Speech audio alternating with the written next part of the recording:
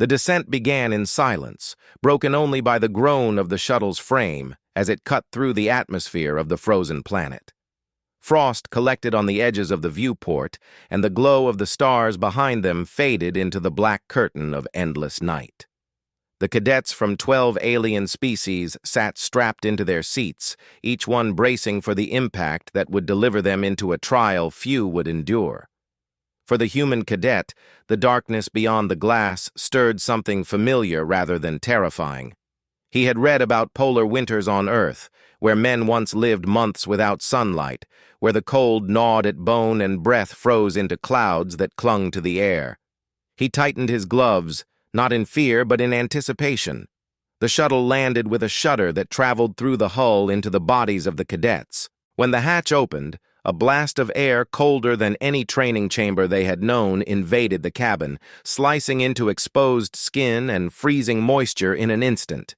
The alien cadets recoiled, their fur, scales, or membranes reacting to the sudden change. One crystalline being cracked audibly as her facets strained under the drop in temperature. A scaled cadet hissed and coiled into his cloak. The human stepped forward, boots sinking into the snow that had no bottom, only compressed layers upon layers of ancient ice. He squinted into the darkness, his breath forming a plume that caught the dim light of the shuttle's engines before vanishing into the void. Above, the sky was not sky at all, but a ceiling of swirling black clouds that never parted, heavy with snow and ice dust. There would be no sun for an entire planetary year. This was the trial, to endure a place where warmth was absent, where the surface could kill in minutes, and where supplies would dwindle faster than morale. Every cadet carried the same rations and the same emergency shelter units, lightweight pods that unfolded into insulated domes. At first, the alien cadets scrambled to deploy them. Metal rods clanged against the ice, synthetic fabric stretched across frames, and tiny power cells hummed to life. Pockets of light glowed faintly in the dark, like fragile lanterns scattered across an ocean of snow. The human delayed setting up his shelter. Instead, he crouched low, scooping snow into his gloved hand and feeling the density. He pressed a sample to his visor and noticed the thin lines of moisture locked deep inside. The ice was not solid death. It was a resource waiting to be tapped. He lifted his head and scanned the ground, noticing fissures where faint heat rose in pale mist. Geothermal breath, subtle but present. He stored the knowledge silently, then set up his shelter without hurry, as if he had already begun planning for more than survival. Within hours, panic spread among the cadets. The crystalline girl fractured one of her legs when she tried to move her pod too quickly, sharp edges splintering as her body rejected the extreme cold. A furred cadet from a high-gravity world thrashed against the wind, only to find his pod's thin supports buckling under his weight. Arguments broke out as food was rationed poorly and power cells drained faster than expected. The air outside the pods was lethal. Exposed skin stiffened in moments, and even insulated gear froze solid if worn too long. The blizzards came without warning, slamming into the shelters with thunderous force. Some domes collapsed entirely, scattering pieces of shelter across the snow and leaving desperate cadets scrambling to crawl inside the nearest pod that still stood. The human worked differently. He measured his rations carefully, melting small amounts of ice for drinking water using the limited heat of his pod system. He recorded the direction of the winds, marking in his field notebook how the snow drifted into certain patterns around fissures. He listened to the sound of the storms, counting the rhythm between gusts and silences. Knowledge, he believed, was the first shelter. The pod itself was temporary. It would never last the full year. At night, which was every hour of every day, the cadets grew restless. Some cried out in languages only a few understood. Others huddled together, sharing body heat. Yet even then, exhaustion and despair deepened. The human kept his pod dimly lit, conserving energy. He sharpened scraps of metal into makeshift tools, carving grooves into blocks of ice to test their strength. The sound of scraping filled the silence within, an echo of focus rather than fear. By the second week, the trial had claimed its first surrender. A winged cadet pressed her signal beacon, desperate for extraction after frostbite had blackened her wings. She was gone within hours, retrieved by drones, her absence leaving a hollow in the fragile group. The others looked around with wide eyes, realizing that failure was not distant, but immediate, creeping closer with each gust of wind. Supplies dwindled faster than predicted. The shelters cracked. Power cells faltered. Morale dissolved. The human noticed how quickly despair infected the others. He did not speak often, but when one cadet collapsed near his pod, he dragged the alien inside, wrapped him in insulating fabric, and fed him a measured amount of thawed water. He said little, only urged the cadet to breathe slowly, to save his strength. The act was not charity, it was strategy. A community, even a fragile one, survived longer than a lone, desperate individual. Still, he did not reveal the true extent of his plan. The storms grew worse. Snow dunes swallowed pods overnight, forcing cadets to dig out frantically before the weight collapsed the thin structures.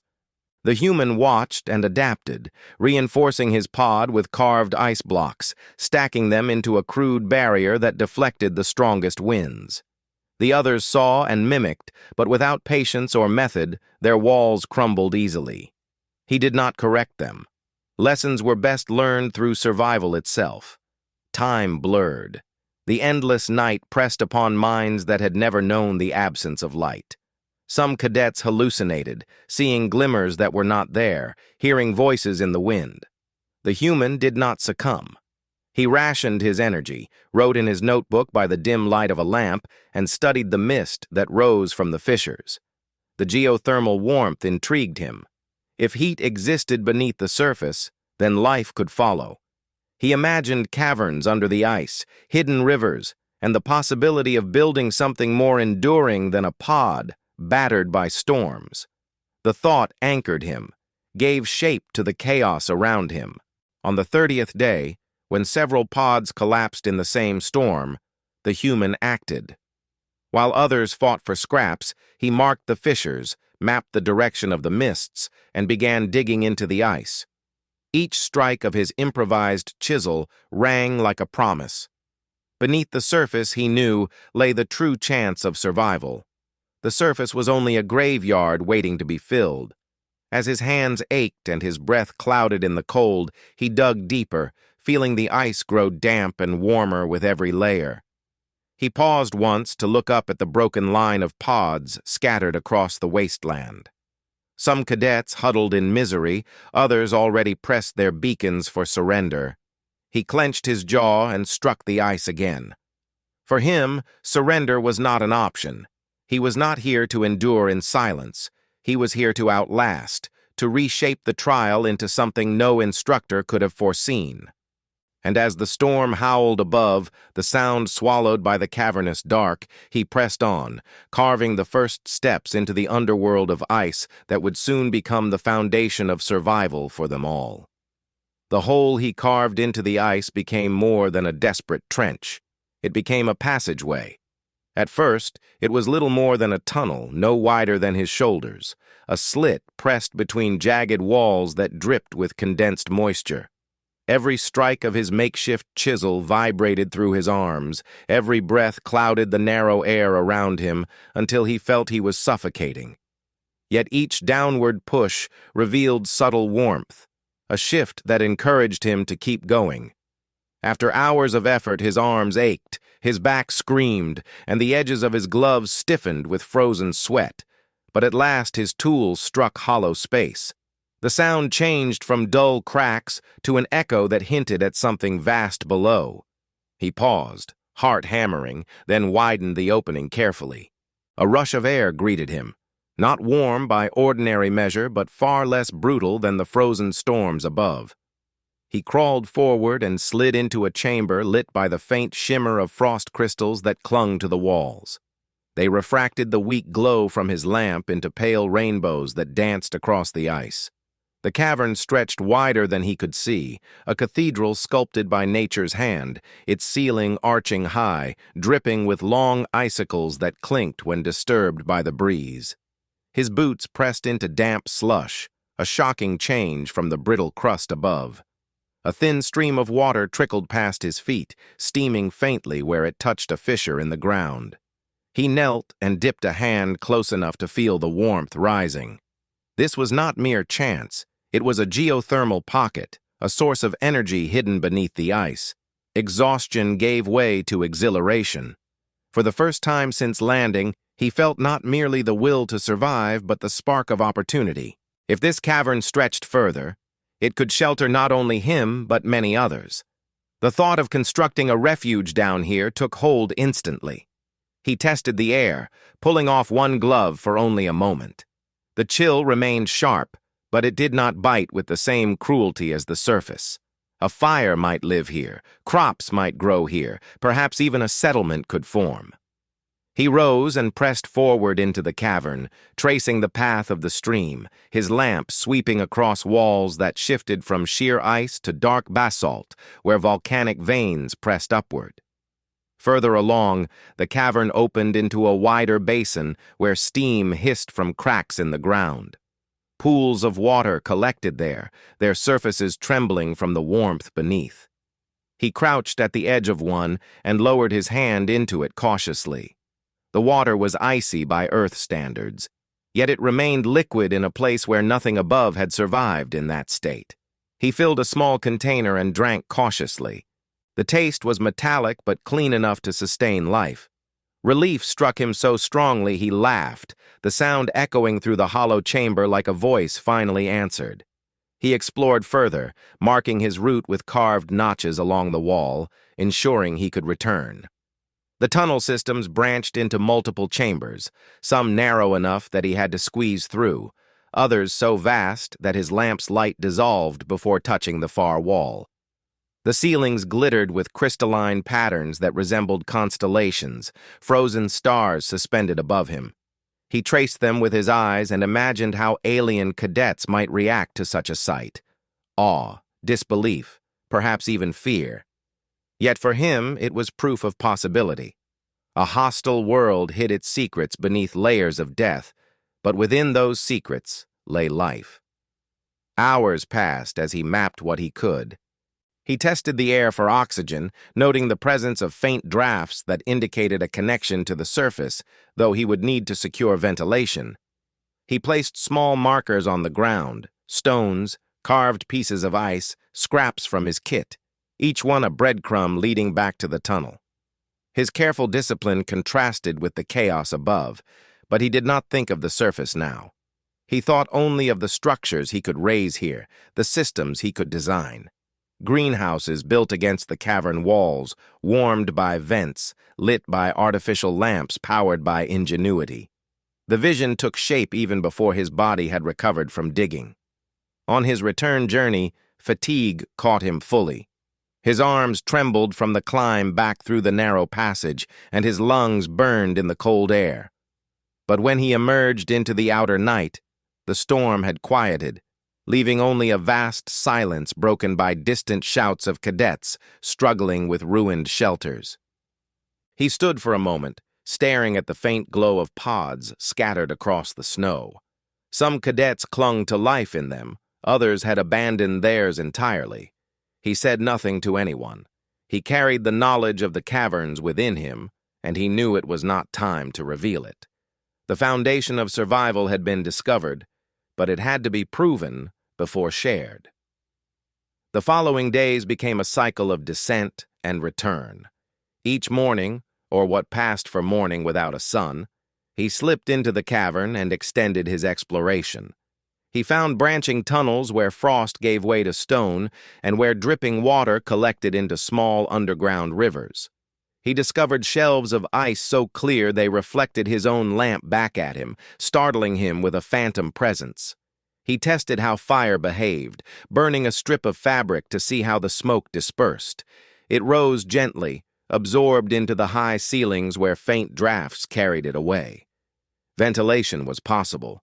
His mind worked without rest. He began to sketch diagrams in his notebook.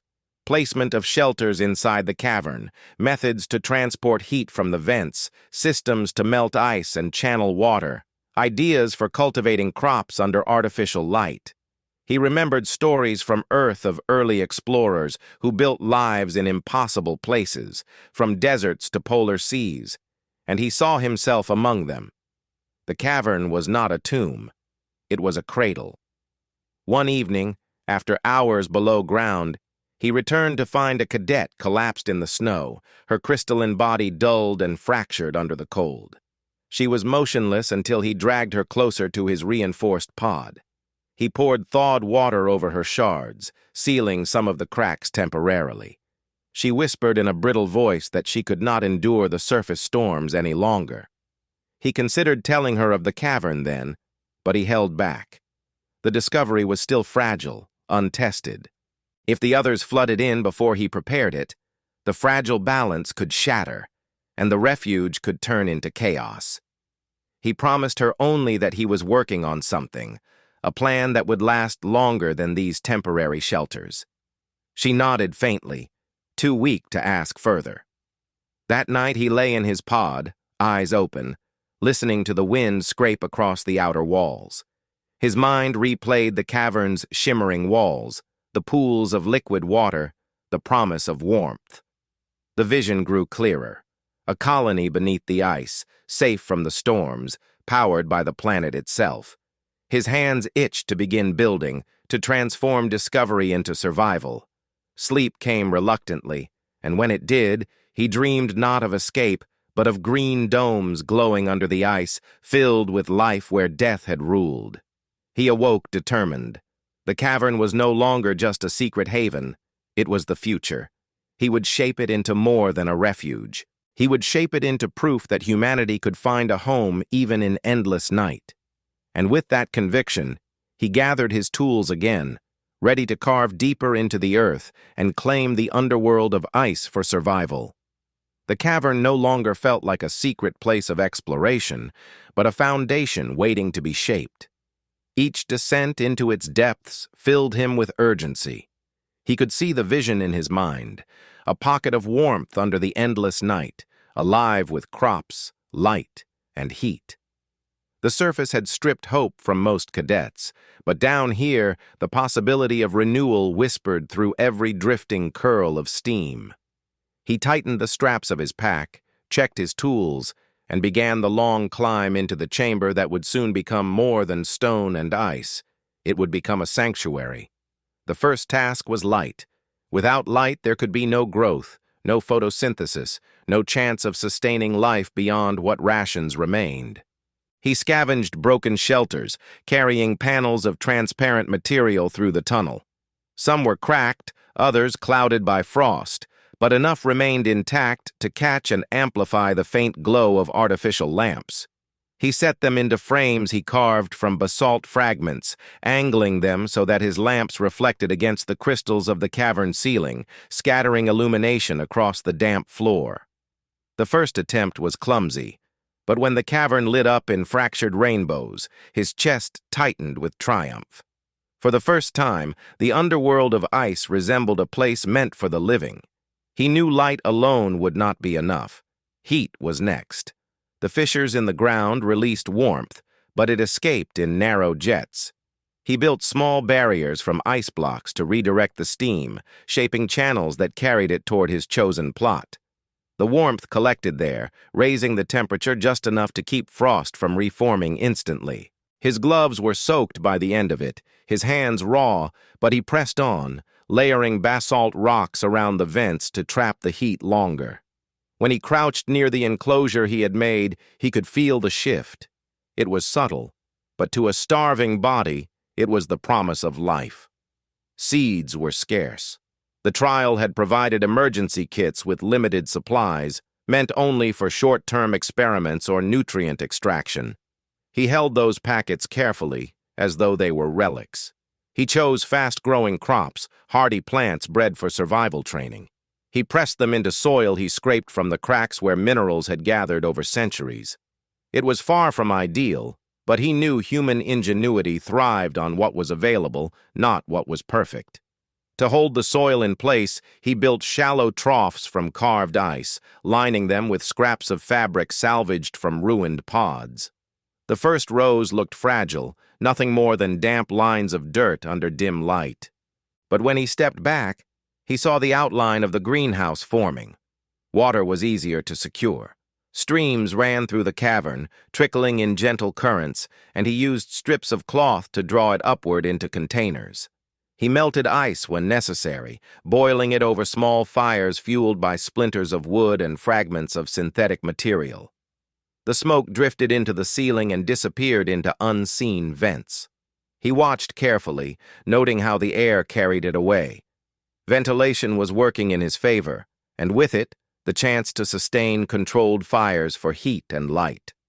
Day after day he labored, hands blistered, body aching, yet his spirit sharpened rather than dulled. The greenhouse was crude, little more than ice walls, rock enclosures, and makeshift lamps, but within it sprouted the first tender shoots of green.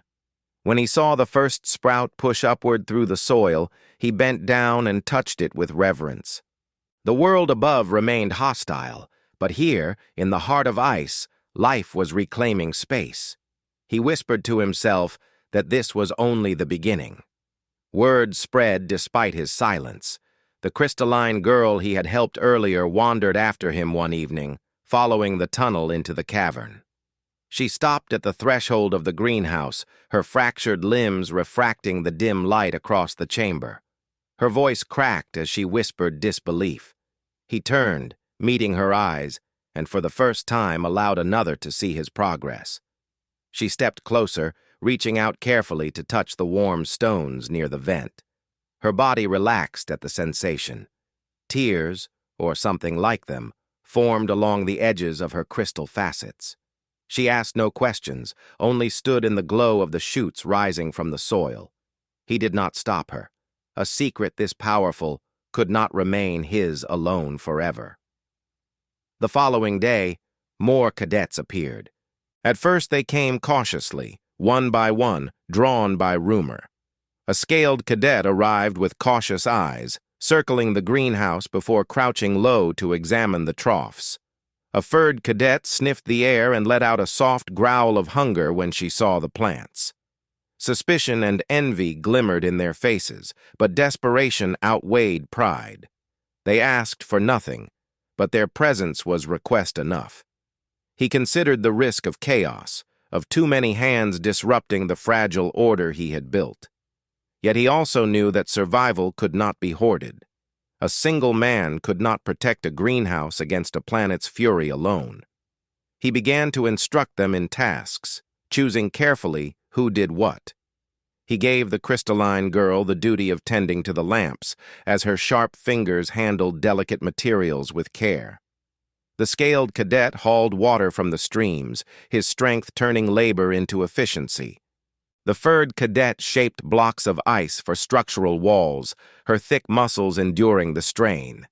Each one resisted at first, unused to taking orders from a human, but hunger silenced pride. Within days, the greenhouse no longer belonged to him alone. It became the effort of a small, reluctant community. Arguments flared often. The scaled cadet accused the furred one of wasting water. The crystalline girl fretted when lamps dimmed too soon. He settled disputes quietly, his voice calm but firm. He reminded them that survival did not bend to ego. Slowly, grudgingly, they began to respect his authority, though none admitted it aloud. He had transformed from a solitary survivor into the center of a fragile collective, and though the weight of leadership pressed on his shoulders, he carried it without hesitation. The shoots grew taller, leaves unfurled, pale but strong, reaching toward the fractured rainbows cast from the lamps. The cavern smelled different now, not only of damp stone and frost, but of soil and green life. It was a smell that sparked memories in him of earth, of fields and gardens, of seasons that changed under a sun this planet would never see. He inhaled deeply and felt strength return to his body. The others noticed as well. Their eyes brightened when they stepped into the greenhouse, their voices softened, their movements steadied. Hope had taken root alongside the plants. One night, as he stood watch at the greenhouse entrance, listening to the distant howl of storms above, he realized that the cavern had shifted from a refuge to a true home. The surface no longer mattered as it once had. He looked at the rows of crops and the cadets sleeping beside them, exhausted from labor but alive with purpose, and he knew the first step had been taken. This was not survival in the barest sense. This was living. The greenhouse under the ice had become proof that even in endless night, humanity could create dawn. The greenhouse became the heart of the cavern, but as weeks stretched into months, the fragile miracle faced challenges that threatened to undo everything. The crops grew slowly at first, but when more plants sprouted, the greenhouse demanded more water, more heat, and more maintenance.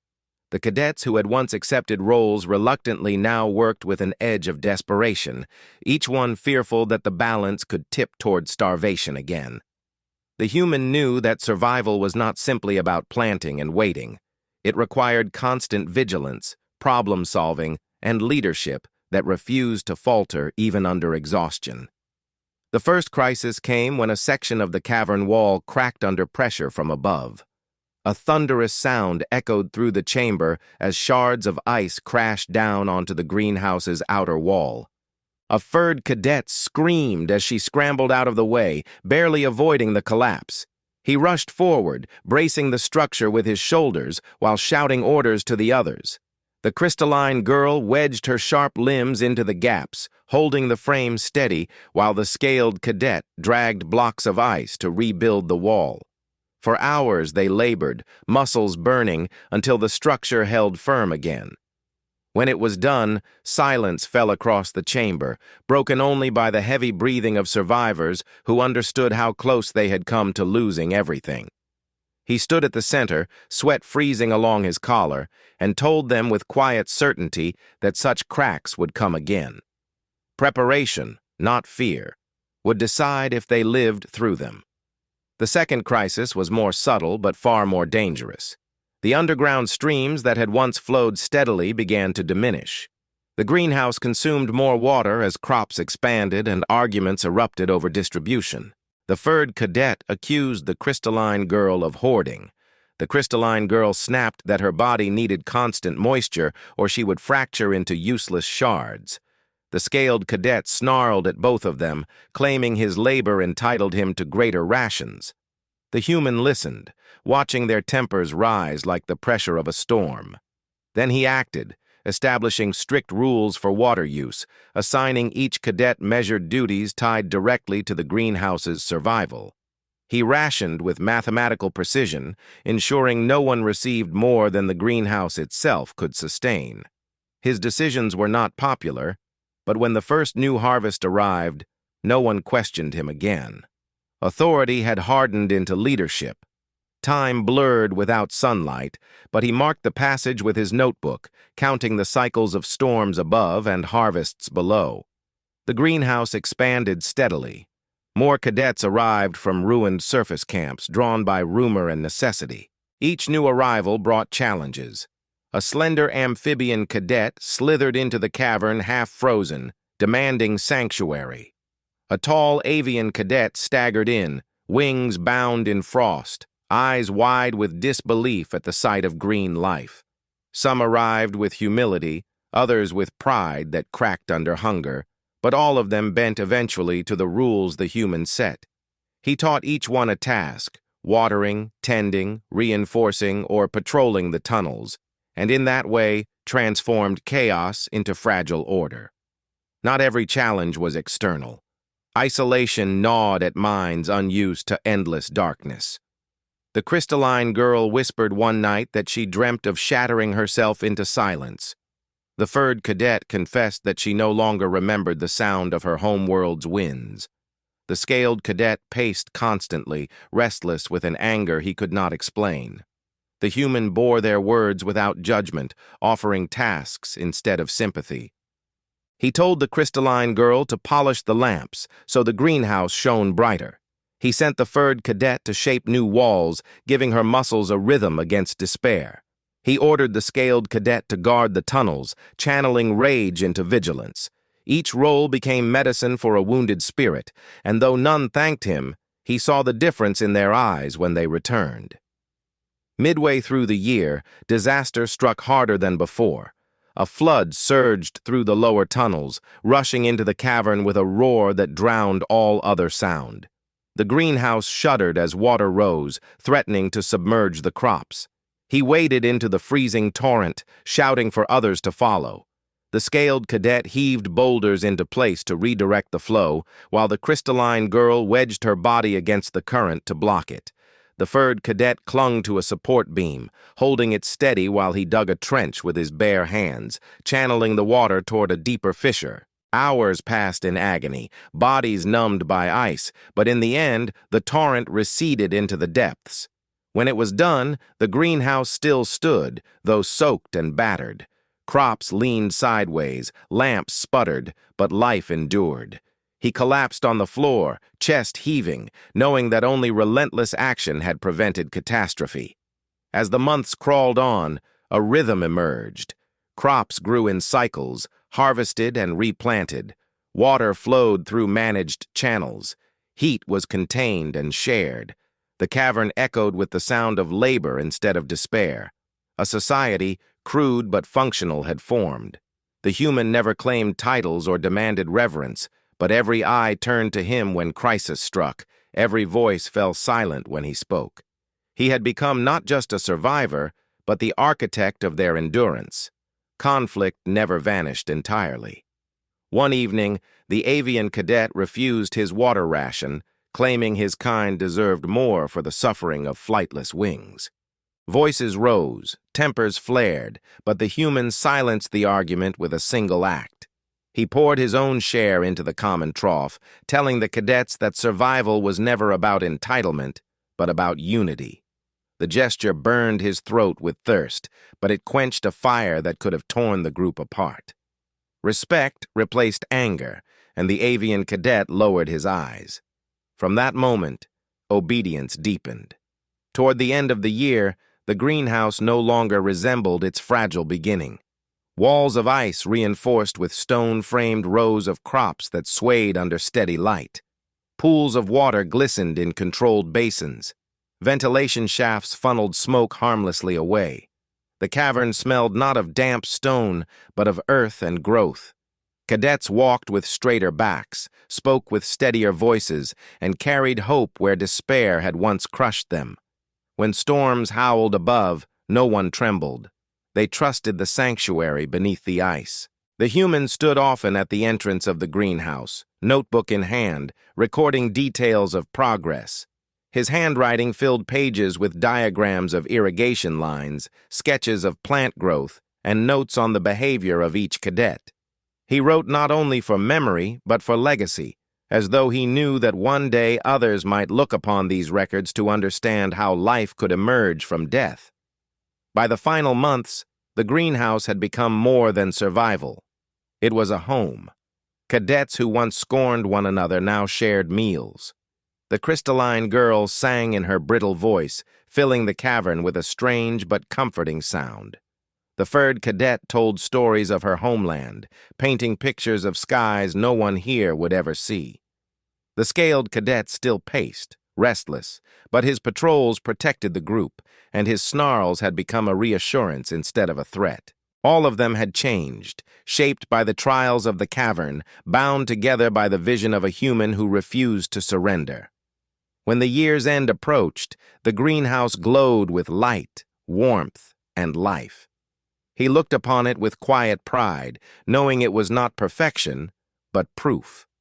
The planet had sought to crush them, but he had built a world within its depths. And though the surface still roared with storms, the cavern whispered of resilience, a chorus of survival sung in leaves, roots, and the steady heartbeat of a community that had endured against all odds. The end of the long night came not with a sunrise, but with a signal. The cavern was alive with routine when the first low hum echoed through the ice, a vibration that pulsed through the walls like a heartbeat from above. The cadets froze where they stood, ears pricked, eyes wide. For months the storms had howled and the ground had groaned, but this sound was different. It was controlled, mechanical, steady. He lifted his head from the notebook he had been writing in and felt his chest tighten. It was the approach of ships, the sound of extraction that had been promised at the start, but had felt more like myth than reality. He rose without a word, walking to the cavern entrance, his boots crunching against the frost. Behind him, the cadets followed, hesitant but compelled, each one sensing the weight of the moment. When he reached the tunnel that led to the surface, he pressed a hand against the frozen wall. The hum grew stronger, closer, until it rattled through his bones. His lips parted, but no words came. For the first time in months, the thought of leaving the cavern pulled at him with an ache sharper than hunger.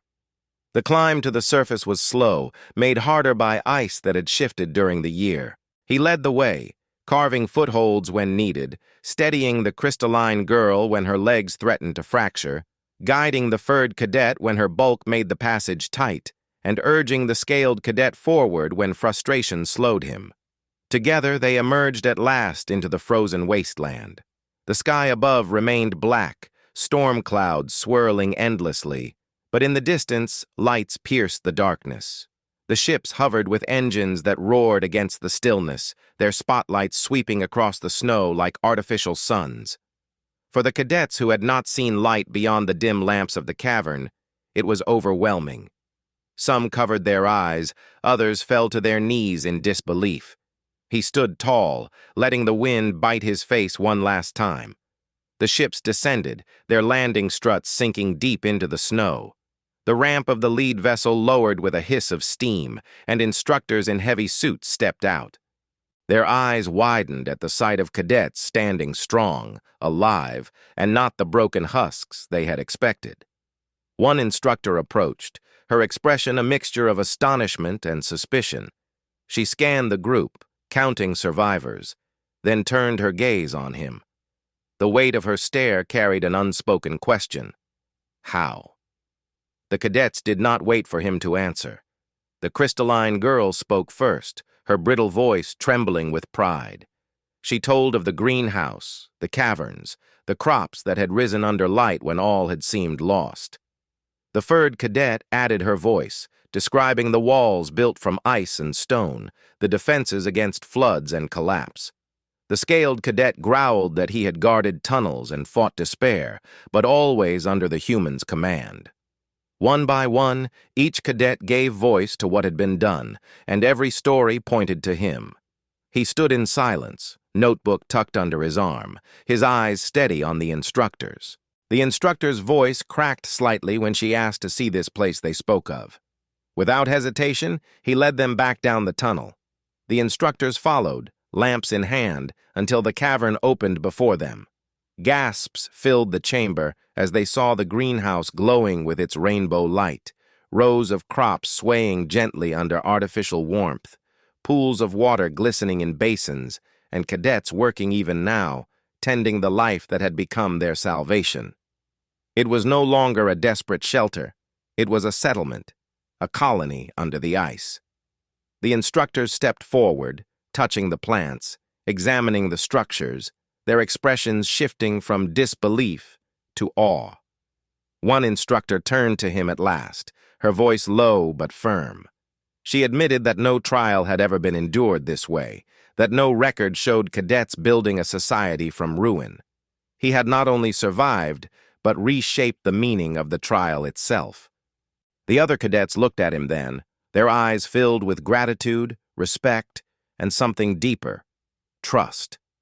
The crystalline girl whispered that without him she would have shattered, the furred cadet said she would have withered, and the scaled cadet bowed his head, silent but resolute.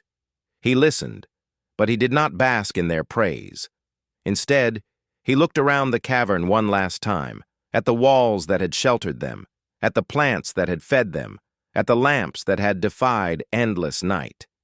He knew that leaving meant abandoning this fragile world, but he also knew it had served its purpose.